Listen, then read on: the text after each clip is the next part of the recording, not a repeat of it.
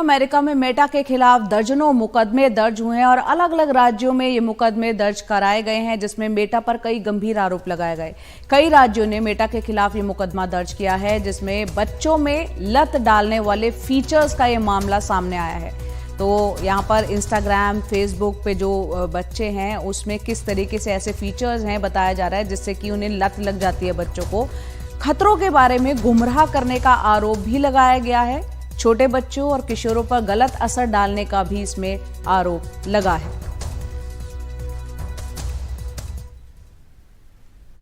We are suing Meta, the umbrella company for Facebook, Instagram, and other popular platforms for violating federal and state laws, including the following three laws that we're focusing on: the Federal Children's Online Privacy Protection Act, or COPPA, California's Unfair Competition Law, and California's false advertising law. In seeking to bolster profits, Meta has repeatedly misled the public about the substantial dangers of its products. It has concealed the ways in which Instagram and Facebook exploit and manipulate its most vulnerable consumers, teenagers and children.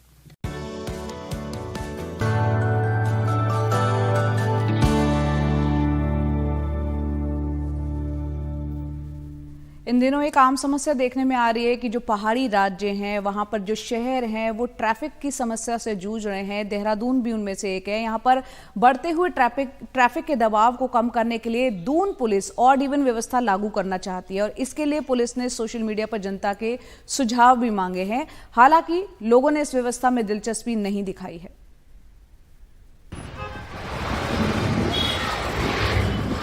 Dehradun में शनिवार और इतवार को वाहनों के लिए odd even व्यवस्था लागू करने पर कोई ठोस राय नहीं बन पा रही है। हालांकि सोशल मीडिया पर कमेंट्स की भरमार है।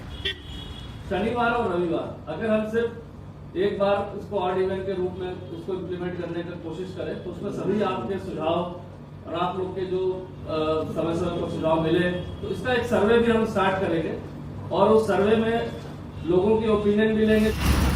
ज्यादातर आम लोगों का कहना है कि ट्रैफिक के दबाव को कम करने के लिए दूसरे इंतजाम किए जाए।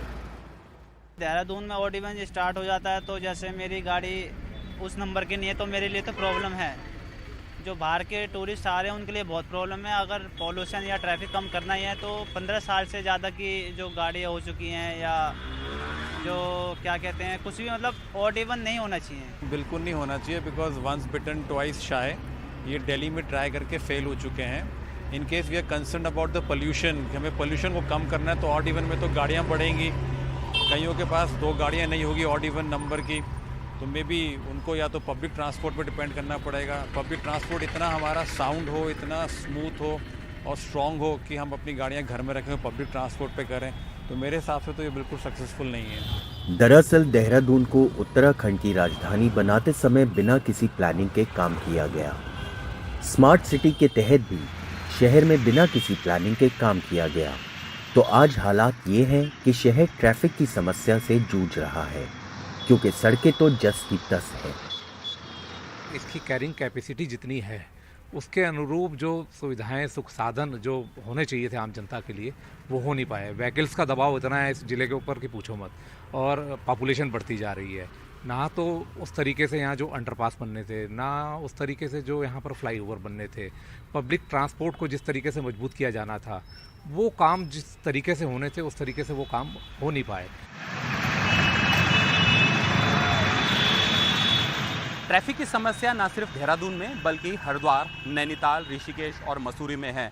वजह यह है कि ये शहर पुराने हैं और नई व्यवस्था में ये शहर बिना किसी प्लानिंग के बसा दिए गए हैं। सड़कें जस की तस है और दिन प्रतिदिन गाड़ियों की संख्या बढ़ती जा रही है जिससे ट्रैफिक का बोझ बढ़ रहा है। अब ऐसे में देहरादून पुलिस ऑड इवन की व्यवस्था लागू करना चाहती है लेकिन लोगों ने इसे एक सिरे से नकार दिया है। सवाल तो यही है कि दिल्ली जैसे शहरों में ये व्यवस्था जो चल नहीं पाई है उससे कैसे देहरादून पुलिस देहरादून के ट्रैफिक को सुलझाना चाहती है। एनडीटीवी इंडिया के लिए किशोर रावत।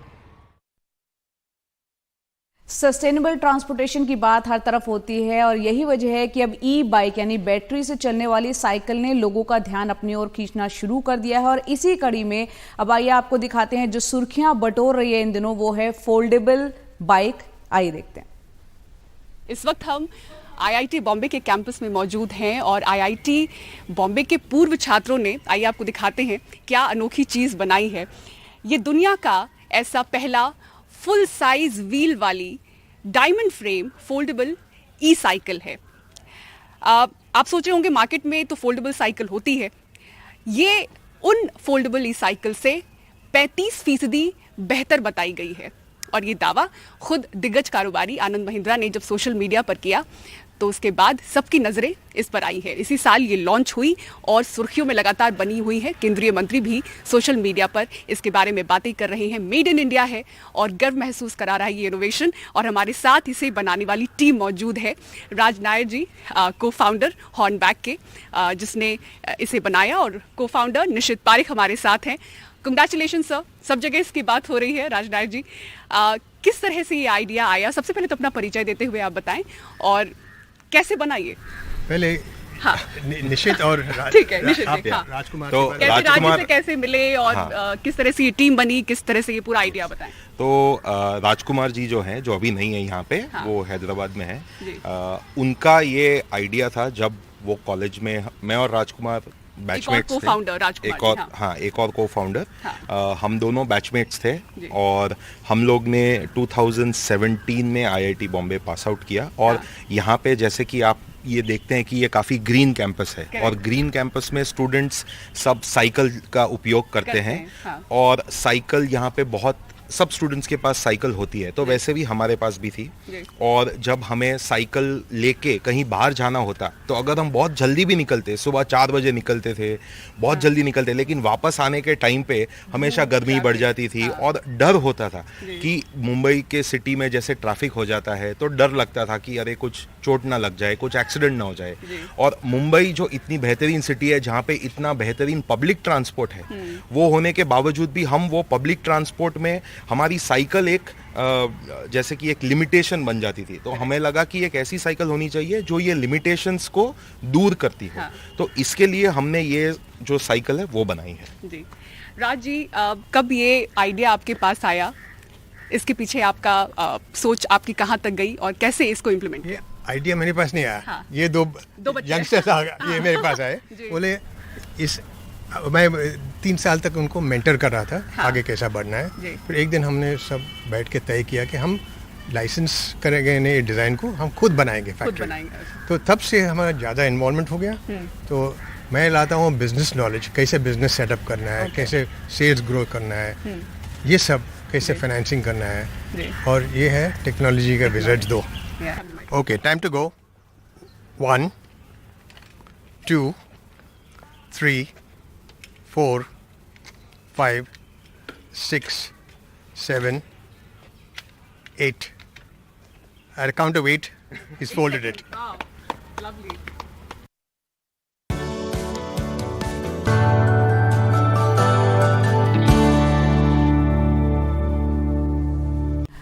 अब आप बात करते हैं मध्य प्रदेश की, जहां पर उज्जैन में महीने भर पहले खून से लथपथ आधे कपड़ों में बच्ची के कई दरवाजों पर दस्तक देने की जो तस्वीर है वो काफी वायरल हुई थी। पूरे देश को उसने झकझोर दिया था। आरोपी इस मामले में पकड़ा गया। घायल बच्ची जो है कई दिनों तक अस्पताल और जिंदगी की मौत से जूझती रही और खबर काफी सुर्खियों में रही। सरकार ने बड़े बड़े वादे किए, अब वो अपने घर पहुंच गई है बच्ची, लेकिन सरकारी वादे वो जो उसका क्या हुआ, इस पर देखते हैं ग्राउंड रिपोर्ट अनुराग द्वारे की। महीने भर पहले इस बच्ची के जख्म ने पूरे देश को झकझोर दिया था। एक ऑटो रिक्शा चालक ने उसके साथ कथित तौर पर बेरहमी से बलात्कार किया। खून से लथपथ आधे कपड़ों में उज्जैन की सड़कों पर वो मदद की गुहार लगाते दिखी, लेकिन सबने आंखें मूंद ली। एक सन्यासी ने पहले पुलिस, फिर उसे अस्पताल पहुंचाया। आरोपी पकड़ा गया। सरकार ने बड़े बड़े वायदे किए, जिंदगी चलती रही। उसने मध्य प्रदेश की आत्मा को घायल किया। बेटी मध्य प्रदेश की बेटी है, उसकी हर तरह से हम चिंता करेंगे। पर्व त्योहार मनाए गए, राज्य चुनावी शोर में डूब गया। 12 अक्टूबर को पीड़ित अस्पताल से डिस्चार्ज होकर घर पहुंच गई। महीने भर बाद जब बच्ची के हालात को देखने एनडीटीवी की टीम सतना के करीब उसके गांव पहुंची तो क्या पता लगा, सुनिए। सबसे बड़ी चौंकाने वाली बात यह है कि सतना डिस्ट्रिक्ट हेडक्वार्टर से लगभग 20 किलोमीटर दूर ये जो गांव है जहां पर पीड़िता है, उज्जैन में 1 माह एडमिट होने के बाद वहां वापस आ चुकी है, लेकिन आज दिनांक तक शासन प्रशासन के किसी नुमाइंदे ने यहां तक आने की जहमत तक नहीं उठाई है। फूस के झोपड़े में डरी सहमी बिटिया बैठी थी। बगल में सुलगता चूल्हा और घर बता रहा था कि कैसे सरकारी योजनाएं इस घर से रूठी हैं। महीने भर पहले वो जिंदगी और मौत से जूझ रही थी। अब पानी तक लाने के लिए घर से 300 मीटर दूर अपनी चाची के साथ जाती है, खाना बनाती है। वापस आने के बाद यहाँ के जो जिला प्रशासन है, इससे कुछ लोग मिलने आए आपके पास में अभी तक? हाँ, तो जो जिला उला के कोई नहीं आया मेरे पास। किसी प्रकार की कोई योजना आएगा? क्या साधन है आपका? आएगा कैसे, मतलब परिवार कैसे चलाते हैं आप लोग? हो गया है धंधा अपन खवान पियाए न चाहिए का बेचे नहीं से खाएं। किनसे? बकरी से। बकरी को चराने से? हाँ। अच्छा, इसको चलाकर जो है इसे दूध बेचते हैं? दूध बेचे नहीं हुई, बच्चा पिया दिए। परिवार कहता है ये हैंडपंप गांव में छुआछूत की मिसाल है। पीड़ित अनुसूचित जाति के दोहर समुदाय से है। भाई की शिकायत है, इस वजह से गांव में सरपंच और शासन प्रशासन ने उनकी तरफ पलट कर नहीं देखा। गांव में लगभग 700 वोटर हैं, जिसमें आधे अगड़ी जाति से, आधे दलित। हम नहीं चाहते हैं सर, हमारे अभी कोई बड़ी जाति के होता सर तो सर पूरा जिला के लोग वो होते, हमारे छोट जाति के हैं तो हमारा कोई सुनवाई नहीं हो रहा सर। आंकड़े ये भी बताते हैं कि मध्य प्रदेश में दलितों के खिलाफ अपराध राष्ट्रीय औसत से अधिक है। 2021 में देश में अनुसूचित जाति के खिलाफ अपराध की 50,900 घटनाएं दर्ज हुई। मध्य प्रदेश में यह आंकड़ा 7,211 था।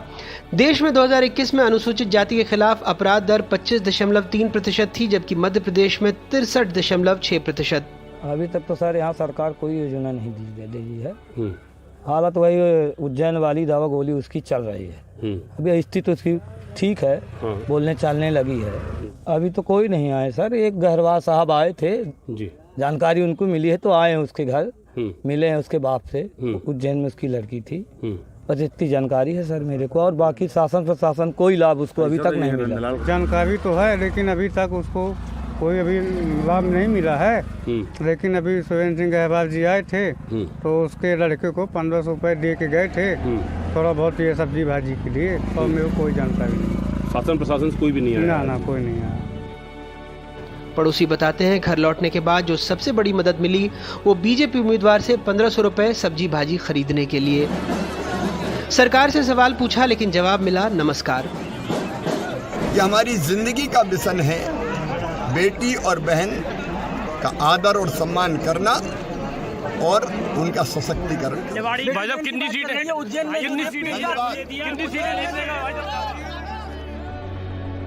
परिवार का दावा है उन्हें सरकार से इकलौती जो मदद मिलती है वो है 600 रुपये हर महीने सामाजिक न्याय पेंशन।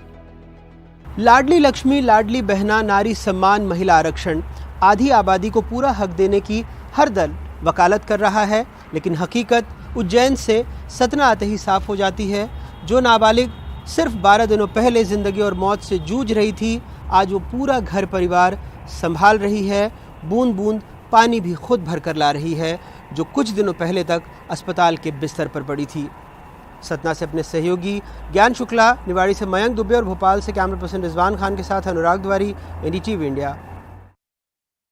आगे बढ़ते हैं। वायु प्रदूषण के चलते दुनिया भर में कैंसर के मामले काफी तेजी से बढ़ रहे हैं। अमेरिका, फ्रांस और भारत में जो शोध हुआ उससे ये पता चला कि आदमियों में लंग कैंसर और महिलाओं में ब्रेस्ट कैंसर के मामले तेजी से बढ़े हैं।